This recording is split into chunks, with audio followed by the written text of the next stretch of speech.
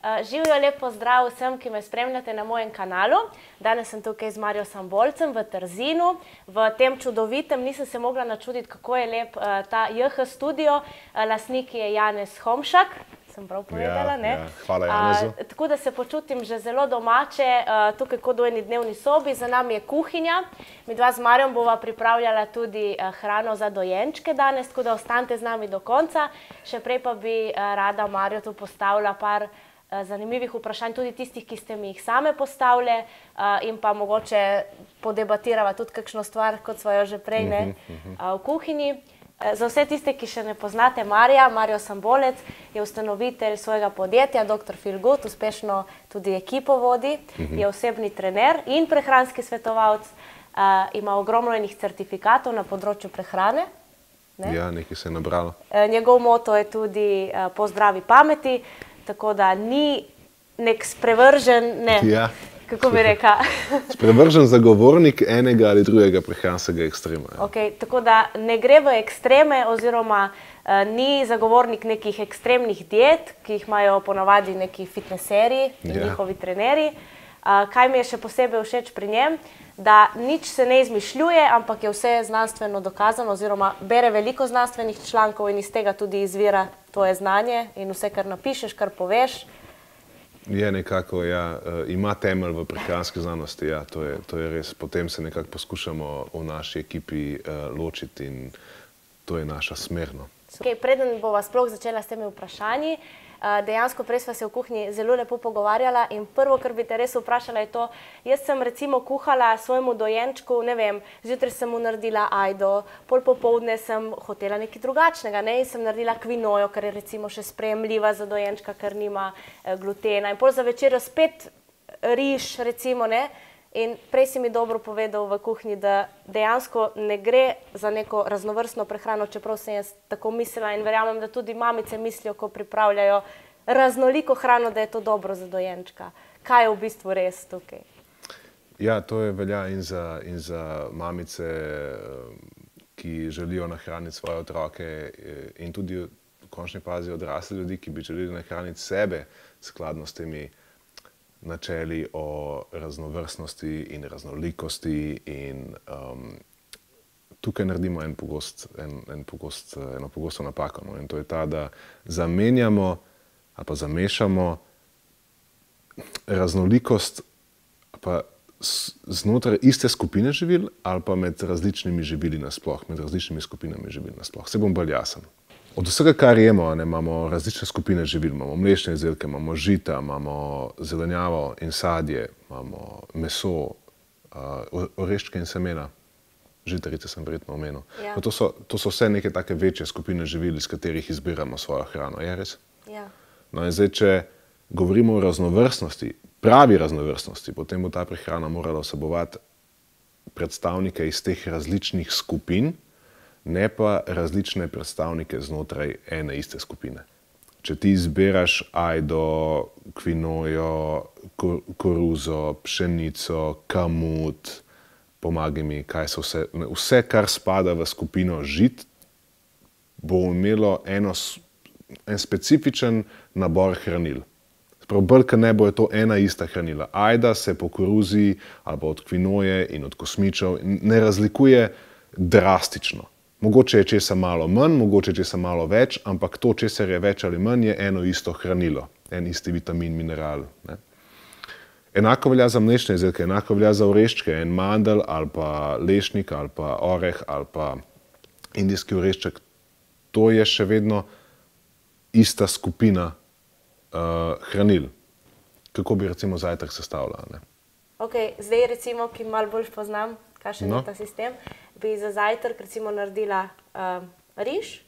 Evo, super, imava s tem kaj? Imava predstavnike žit. Ogljikove hidrate. Imaš ogljikove hidrate iz skupine žit in s tem povezana hranila, ki so v ogljikovih hidratih. Gremo dalje. Zraven bi ponudila korenček. Evo, imava gomolno zelenjavo. Pa jabolko? Jabolko, sadje, čist druga hranila. Čist drugačna hranila iz različnih skupin živil ponujaš. Ko izbiramo svojo hrano, ko razmišljamo o svoji hrani, pravzaprav razmišljamo o dveh idejah. Dve stvari želimo. Eno so hranila na eni strani, hranila, vitamini, minerali, esencialne maščobe. Ne? In na drugi strani je energija.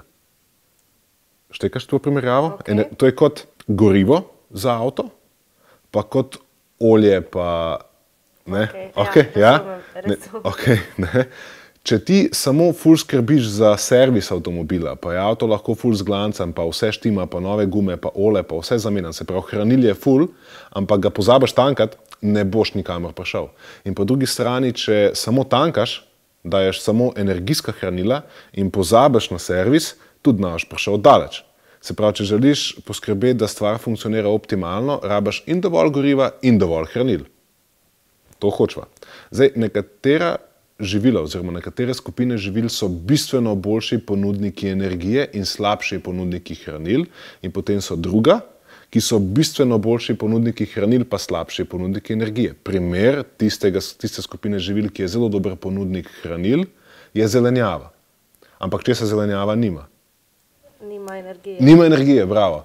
Ne, se pravi, če boš sam zelenjavo jedel, pač se iz hranil boš imel ful, sam boš pa nikamor ne boš prišel. To je zelo dober razlog, da pač uporabljaš oboje.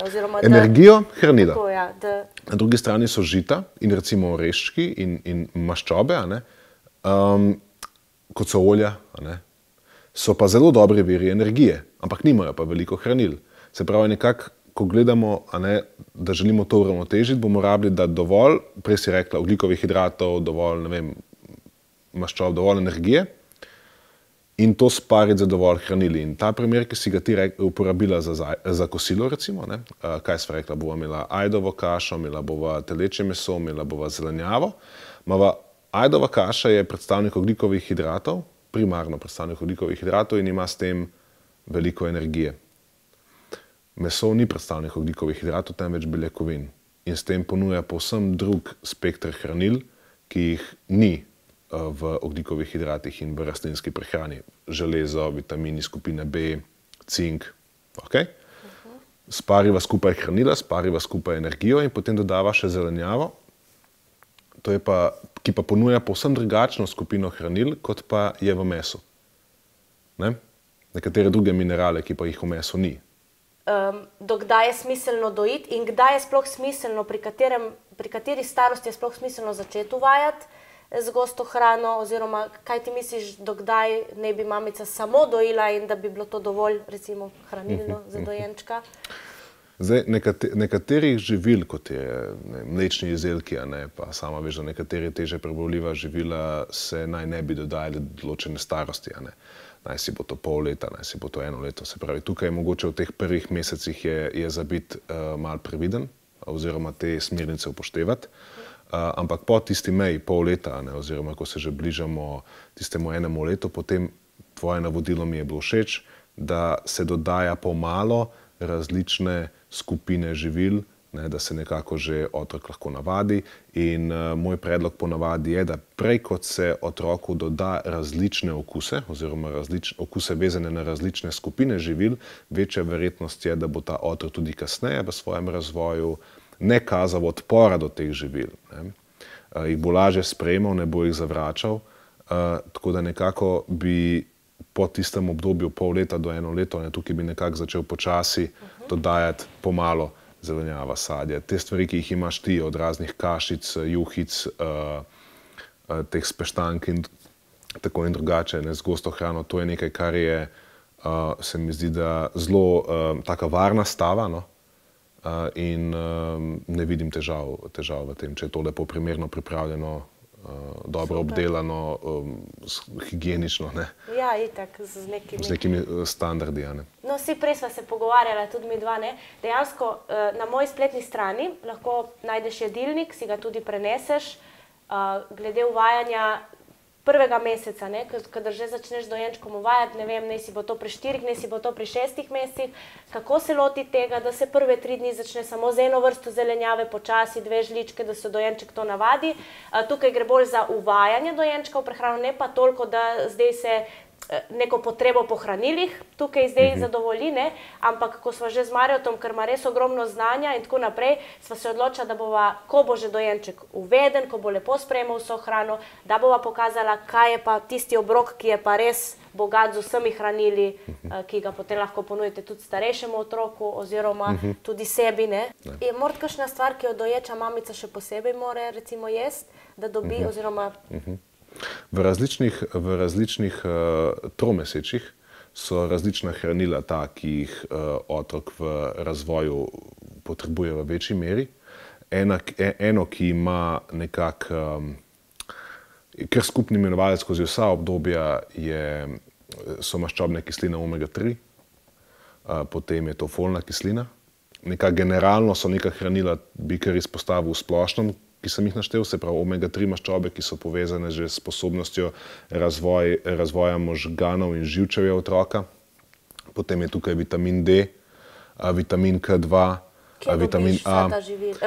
Vse te vitamine in to vse? Eno je primerno strukturirana prehrana. Že samo mame, da ima mama nek zoptimiziran prehranski status, ker od tukaj bo otrok črpal. Ne? To je ena stvar. In drugo je potem, pa če se ne uspe dodati v prehrano, potem morda za primerno uporabo prehranskih dopolnil, če mama ne mara jesti določenih živil, kjer ta hranila so. Ena mamica me je vprašala, recimo, kako je zdaj s tem kravjim mlekom. Res, da v teh navodilih splošnih piše, da naj do 1 leta ne bi dojenčki ga, ne? Prej si že nekaj omenil. Sem omenil, ja, da je to... Pa ne samo to, dokdaj. En primer se je zgodil, ko je ena mamica prišla ravno na pediatrično, pa je, mislim, da ravno malo prej, kot je ta arbitrarna mera, 1 leto je dala otroku mleko, pa so jo skoraj da tamle prebili na križ. Danes smo postali zelo smo postali striktni pri nekih pravilih, sej do neke mere je to že prav, vemo več, ko smo vedeli včasih in je prav, da te stvari upoštevamo. Ampak še vedno ta neka common sense logika, da morda ni treba biti spet toliko pedanten pri vsaki stvari in otroka poskušati zaščititi pred vsako malenkostjo na tem svetu in ga zaviti v neko sterilno okolje, ker tudi izpostavljenost različnim in okusom in hranilom in bacilom in čemorkoli že mu lahko koristi bolj, kot pa škodi včasih. Pri kravjem mleku, to je bilo, ja, rekla si 1 leto, prej naj ne bi, ok, lahko je to neka arbitrarna mera, ampak ne bi se zapičil toliko, da bi rekel, aha, zdaj pa je, ne vem, če pa bom pri 11. mesecu mu pa dala, bo pa konc sveta, ne. Ampak jaz vem, zakaj mamice to zanima, zato ker delajo kašice, ne. In zdaj kašice, ne vem, se skuha riž ali pa se naredi, kot smo prej omenili, že ajdo pa kvinojo, pa se doda malo mleka, zato da je to podobno, ne vem, neki pač kašici. In kravje mleko je prikladno, ne, zaradi tega se. Sam se verjetno ne bi, sam osebno, če bi imel otroka, verjetno ne bi čakal zdaj 1 leto, da bi mu dal prvič poskusiti kravje mleko. Zelo verjetno se ne bi oziral na to, ja, ne bi mu dal prvi teden, definitivno ne, ne bi pa mogoče čakal klik, da bo polno leto, na rojstni dan, ja. Za rojstni dan sina ali pa hčera dobiš, evo zdaj, 1 leto je mimo in zdaj pa boš dobila svoj prvi požirek mleka, ne. Zdaj bom pa še glede prekuhavanja vode vprašala, ena mamica je tudi o tem spraševala, da dokdaj je sploh smiselno vodo prekuhavati? Ja, to je vprašanje. In zakaj gre? Ja, to je prvič slišam, to je iskreno, da mislim, ne vidim res razloga, še posebej pri nas ne vem, mislim, da naša voda ni toliko za nič, kot bi morda mislili, ja, če bi živeli nekje v Tokiu ali pa nekje, kjer je res za nič voda, pa v Ameriki, kjer morajo dejansko vse filtrirati, ok, ampak pri nas ne vidim te potrebe. Dejansko, ja, je neka ustaljena praksa, da se, ne vem, recimo do 6. meseca ne bi dojenčku prekuhavalo zaradi teh mikrobov v njej, pa da ne bi prišlo do nekih, ne vem, prebavnih motenj. Ja, to je tisto, kar me tukaj zdaj zanima, če kdo ve nekaj, kar jaz ne vem, dobrodošel, da me razsvetli, nisem tukaj čist nič. Nisi še v tem? Nisem še v tem, je pa res, da vidim prej drugo plat v znanstveni literaturi, namreč je izpostavljenost nekim naravno prisotnim mikrobom, in v nekem okolju, kjer otrok v bistvu biva, lahko prej koristna z vidika razvoja njegovega imunskega sistema. Ne? Tako da, če je to neko okolje, kjer se otrok nahaja vsakodnevno, potem mogoče ne bo glih najbolj sterilno možno. Ne? In zdaj nisem pa glih prepričan, da je v naši pitni vodi toliko škodljivih mikrobov, da bi to zahtevalo prekuhavati vodo. Dejansko oreščke, jagode, borovnice oziroma te maline, to odsvetujejo do 1 leta zaradi pojava alergijskih teh reakcij. Imaš ti mogoče kakšno drugačno znanje oziroma izkušnjo, da mogoče ne bi se te oreščke dalo prej v jedilnik, kot oni priporočajo, že zaradi tega, da se razvije neka odpornost tudi z te strani? Ali... Ja, jaz iskreno moram povedati, da neke znanstvene literature na tem področju ne poznam. Da je rekel, da zdaj je pa prav to 1 leto je postalo zdaj neka meja, nek menik, kjer enostavno vse, ne. Do takrat v bistvu lahko obrka ne samo žitne kašice. Ne. In ne vidim neke logike. Ne. Zakaj? Ker glih v prvi vrsti so ponavadi, če kaj, glih žita tiste, ki so najpogostejši triggeri nekih alergij ali pa netoleranc. Tako da samo v moji glavi ne pije glih največ, mislim, ni glih najbolj logična ta racionalizacija, da se nekomu omejuje, da se otroku omejuje maline, naprimer, ker sadje pač ni nismo glih pogosto alergični na sadje. Pol bi se strinjal z mano, recimo, ko jaz mamicam svetujem, da ne z vsako stvarjo začnejo počasi, po žličkah. Še posebej v takih primerih. Ker dejansko pa traja 2 meseca, 3 mesece, da sploh dojenčki čez dajo vso to hrano, recimo, ki jo na njo navajamo. Ne? Če dajemo 3 dni bučko, zato da vidimo, kako bo telo sprejelo bučko, potem imamo 3 dni časa, da uvedemo krompir ali pa mogoče jagodo. Tako da Kaj ti misliš recimo o tem recimo o dodajanju oreščkov in sadja ne do 1 leta? Ja, jaz osebno nisem za to. Jaz tudi osebno sem recimo dala jagodo, preden je bilo 1 leto, tako da... Sram te bodi. Ja. In zdaj je ziher vse narobe? Ne, vse je prav, tako kar mora biti. Pa tudi vodo sem nehala prekuhavati, potem ko sem že videla, da malo je zrasel že in tako naprej. Jaz imam samo en občutek, no, če te smem, saj jaz razumem vir teh vprašanj, sam, ko se ukvarjam z njimi in ko se ukvarjam z nosečnicami v svoji praksi, se mi zdi, da je danes hudičevo težko biti mama. Ne. Če želiš ugoditi vsem zahtevam in nekemu kodeksu ravnanja in postopanja, je to mislim, v moji glavi res mora biti zelo naporno. V moji glavi mora biti zelo naporno. Ok, Mario, kako je z začimbami v prehrani dojenčka?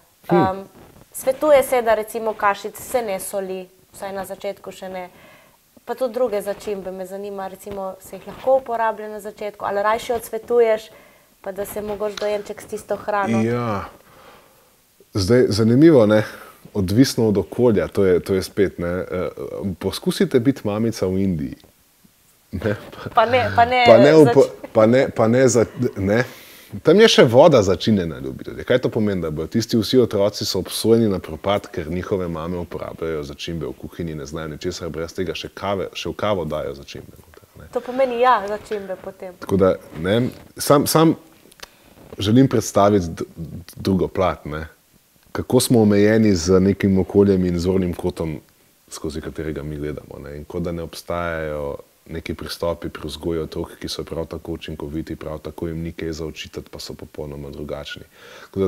Hrana je tak tipičen primer. Ne? Ok, začimbe. Zdaj spet, dajmo to zdravo pamet uporabiti. A bomo dali glih otroku zelo zgodaj ful enega čilija, Nema recimo sol, ajde, sol.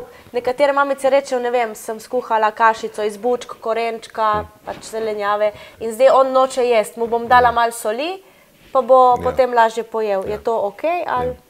Ful imamo problem, če otrok noče jest nekega kuhanega brokolija, ne soljenega, ne začinjenega in pa prav njemu brokoli ni všeč. Ja, a je tebi? Še pol, ja, ne bom mu dala soli gor, da se navado. Mislim, pol ja. Ne, zdaj, če mu lahko dam malo soli, da mu bo bolj okusno, da bo spravil to hranljivo hrano dol po grlu, definitivno, mislim, je super. To pametno. Tu sem hotela vedeti, no. Okay, ampak, a je, ne? Logično, ja. To pomeni, ne ustrajaš do nemoglosti z neko presno hrano, ampak pač, ja, daš mičkano soli, lih tako bo pojel in nič ne bo narobe. Še ena stvar, sol je dober vir natrija, natrij je zelo pomemben mineral in danes posebej se mi zdi, da imamo skoraj več problemov zaradi pomanjkanja natrija, kot pa zaradi preveč natrija. Spet govorimo o naravni hrani, ne o industrijsko predelani hrani. Tako da sol je nekaj, kar, če uporabljaš sam, pa nekako po zdravi pameti, mislim, da ni problem, tako kot pa se morda predstavlja ta neka bela sol, bela strup in ne vem kaj.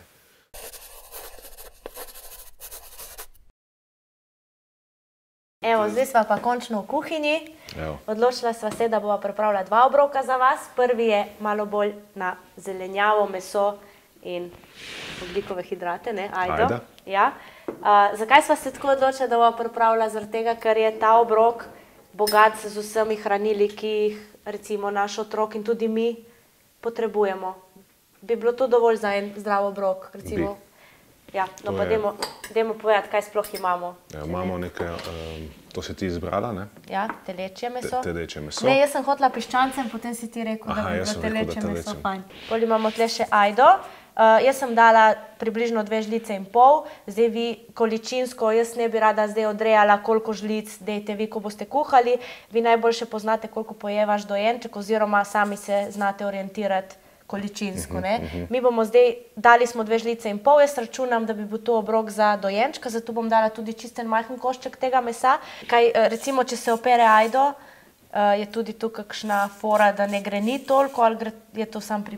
Ne vem, meni se ne zdi. Jaz je recimo ne pogosto sploh ne operem, ker se mi ne da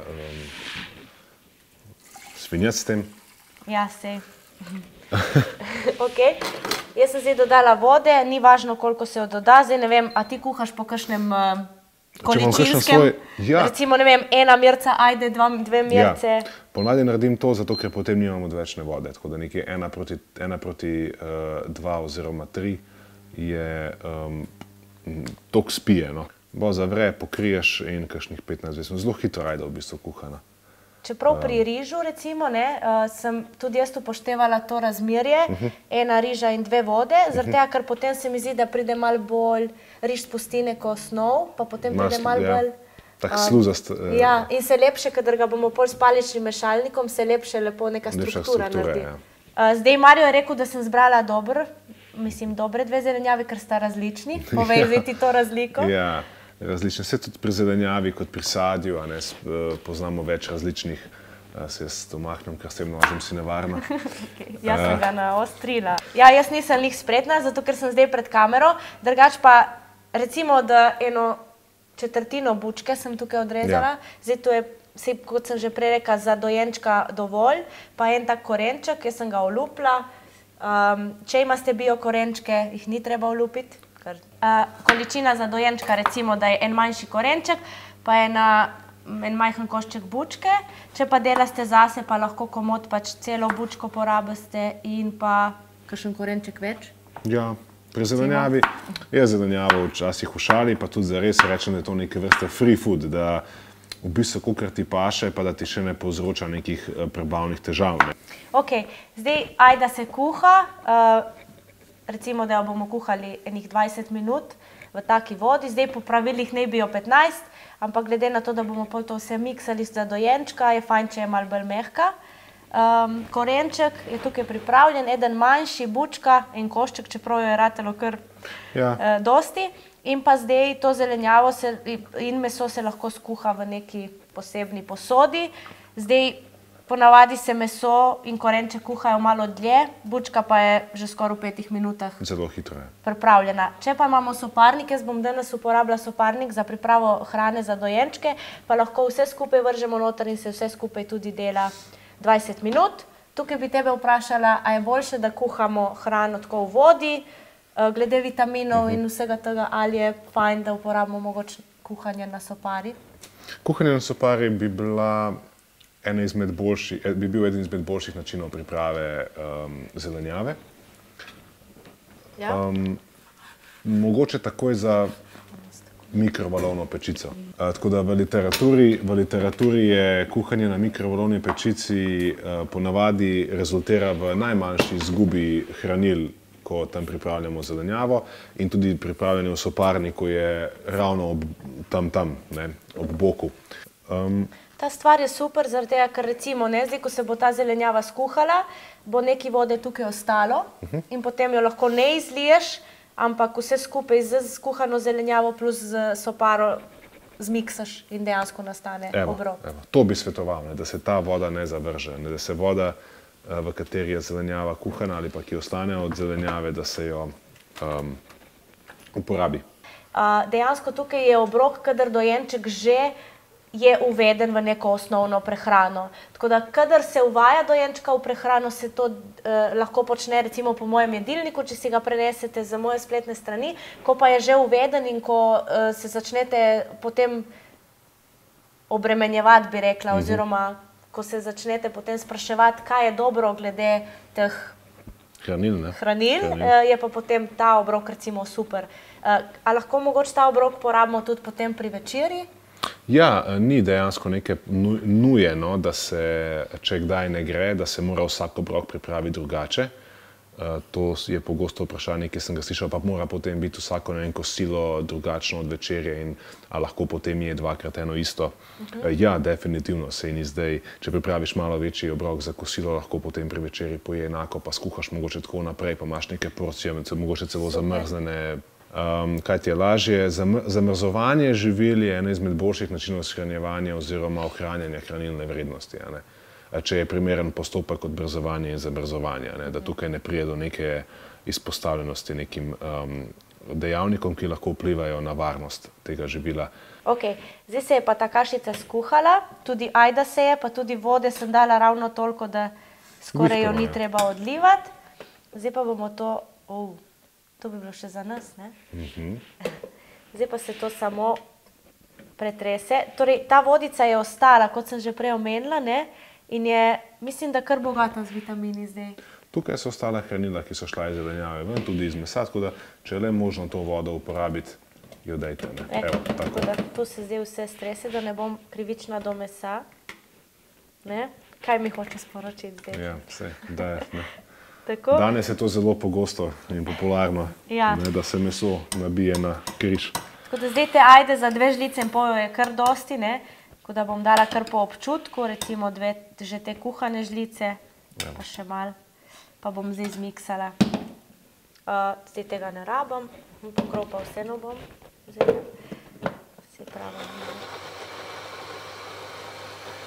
Zdaj glede miksanja, kadar se dojenčka uvaja, čist na začetku, jaz sem to zmiksala skoraj do konca.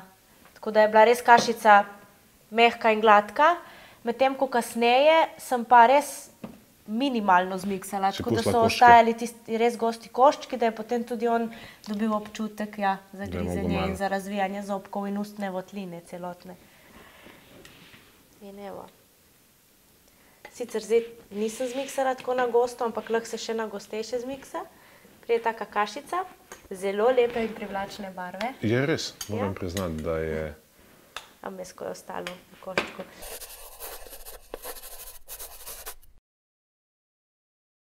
Ok, zdaj bomo pa pripravili rižolino in to ne bo nek navaden rižolino, ampak bo domač rižolino. Feel good rižolino. Feel good rižolino, ok, tako mu bova dala ime. Dej, Petka. Petka, to je dobro. Pač notri bo tudi banana in skuta. Zdaj na moji strani si lahko dejansko pogledate recept za rižolino z banano, ampak ko sem Marjota vprašala, on je rekel, da moramo dodati notri še skuto, tako da bo feel good. Marjo je rekel, da bo treba dodati beljakovine. Aha, tako je. Ti si izbrala pa kot vir beljakovin skuto. To pomeni, da bi lahko tudi kaj drugega dali, recimo beljakovine v prahu? Beljakovine v prahu, o tem sva govorila prej, ko sva pripravljala rižoto, in spet enak mušter, enak princip je uporabljen tu. Imava nek vir ogljikovih hidratov oziroma energije, prej je bila to ajdovo kaša, zdaj je na mesto ajdove kaše riž, pa sva imela takrat na mesto tega sadja zelenjave, a ne, smo imeli korenček pa bučko, tokrat imamo banano. Ali pa neko drugo sadje bi lahko dala. Super, potem bi bilo lahko rižolino na različne načine. Tako je. Lahko pripraviš rižolino lahko je to iz polente, ne, pa narediš zdrob iz polente, pa daš pač neko drugo sadje. Wow, res bova naredila jedilnik. Evo, vidiš. Doktor Feel Good jedilnik. Approve. Oziroma Feel Good jedilnik. In pol imaš vir beljakovin, ki manjka. Zdaj, več različnih. Eden je lahko skuta, pusta skuta. Mastna skuta, polnomastna skuta, ni vir beljakovin tako dober, kot je vir maščob. Tako da bi mogoče tukaj svetoval neko delno posneto skuto. Drugačno? Ne polnomastno, ta je super, ki si jo ti izbrala, se je čisto v redu. Tako da ja, zdaj so tle 2 mirice vode, 1 mirica riža, kadar to zavre, se potem noter da riž in se kuha toliko časa, dokler na tem rižu je pisalo 14 minut, zdaj kateri riž bi bilo fajn izbrati? Ta je čisto v redu. Čisto v redu? Z belim rižem ni nič narobe, ljudje se bojijo dostikrat teh belih predelanih žitaric. Neke drastične razlike med belim rižem oziroma predelanim, saj ni predelan riž, bodimo iskreni, oluščanje. Med oluščenim rižem pa med polnozrnatim rižem neke bistvene razlike v količini hranil ni. Oziroma, če uporabiš bel riž, pa uporabiš zraven neko sadje ali zelenjavo, si že zmagal v primerjavi s tem, če bi uporabil polnozrnato zadevo. Ni pa nič narobe s polnozrnatimi žiti. Ena enota riža, 2 enoti vode in potem se to skuha tako, da ne rabi nič odlivati, pa pride tudi tak bolj gost, pa mehek, pa lih pravi za narediti kašico iz njega, iz rižolino. Ena opcija, ki sem jo že uporabil v praksi za osebe, ki niso tolerantne na mlečne izdelke oziroma na laktozo konkretno, pa ne morejo pol kot vir beljakovin uporabljati skute. Zanimivo pride tudi kaša, sicer ni rižolino, ampak je res neka ovsena kaša ali pa tak riž z jajci. Če umešaš notri kakšno jajce ali 2, na koncu, ko je riž kuhan, ga lahko umešaš notri ali jajce ali pa beljake jajčne, ki se jih tudi kupi v trgovini. Že prej kuhane ali? Ne, ker imaš v tetrapaku jajčne beljake ali pa ubiješ notri 2 jajci in umešaš notri ali pa razvrkljaš jajca, pa vliješ notri pa zmešaš. In da na tak način dodaš beljakovine, ki jih tak obrok sicer mu primanjkuje, ali pa umešaš neko, rekla si prej, beljakovine v prahu. Imamo riž in vodo, kar je pač osnovna stvar, potem ali iz lastnega mleka, mislim, ali imamo potem še lastno mleko izčrpano, ali pa naredimo formulo, ker jo imamo tukaj, potem pa rabimo za to samo še košček banane in pa eno žlico skute, kar je, se mi zdi, kar hitro pripravljeno, pa še enostavno. Tudi lahko se pripravi naprej, pa postoji v hladilniku, to je tudi zanimivo, ja, pa se pač da potem ven, da se neko sobno temperaturo. Glede česa govoriš? Pripravi se lahko tako, ja, celoten obrok se lahko, recimo, da ne kuhaš takšne majhne količine riža, lahko skuhaš malo večjo količino riža, primer delaš to v ponedeljek ali v nedeljo, ko imaš več časa, pripraviš 5-6 porcij, ker te bo, mogoče ima otrok to za večerjo vsak dan in jim stoji v hladilniku, se nič od tega ne pokvari in potem samo, če želiš pogreti zvečer, daš v mikrovalovko ali pa ven malo prej, da se na sobni temperaturi, da ne rabiš vsakič sproti, to sem mislila. Ja, super, to je pa res dobra ideja. Drugače pa se lahko to uporabi za zajtrk ali pa za večerjo, ne? Kadarkoli, ja. Kadarkoli. Ok, zdaj smo skuhali riž, lepo se je skuhal, pač damo ga v neko posodo, v kateri bomo miksali. Zdaj, optimalna količina, jaz ne maram teh gramov pa številk. Po feelingu. Po občutku damo riž skuhan v vodi, in pa formulo, ali svoje mleko, ali formulo. Zdaj, če pripravljate formulo, jo pripravite čisto sveže, tako da po navodilih, seveda veste, kako jo pripraviti. Ne bo sveže pripravljena in jo lepo stresemo kar notri, zlijemo. Se pa lahko narežeš, ne? Pol pa lahko damo noter en košček banane. Kaj ti jo lupiš z te strani ali z tiste? Seveda, da me boš to vprašala zdaj. Ja, a veš, da sem pomislil, zadnjič sem gledal neko oddajo, kjer so govorili o tem, kako smo mi edini, ki lupimo banano na te strani, da tam, odkoder banana je, lupijo banano v njih pri koncu. A zdaj bom pa to žlico vzela. Opa, da te ne bom. Ne boš. in damo tako eno žlico, eno zajetno. Lahko. Evo, komod, super, to je to. Takole. Zdaj pa zmiksamo. Evo, zdaj pa, če bi hotel ta sladek okusa, ne, bi lahko dal neko, recimo, kaj bi dal lahko, žlico medu. Ampak po izkušnjah povem, da je tako sladko. No, če bi želel.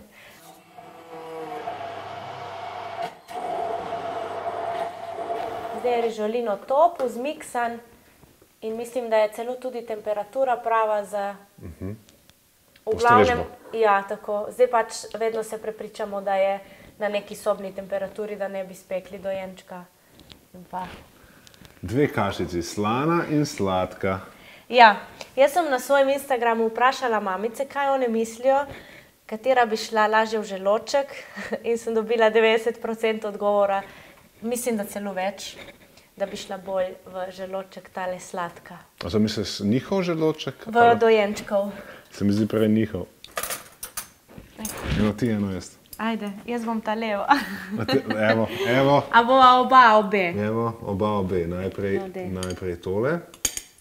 Zdaj bi rabila enega dojenčka, da to proba. Zdaj imaš mene. Ta je ful fina.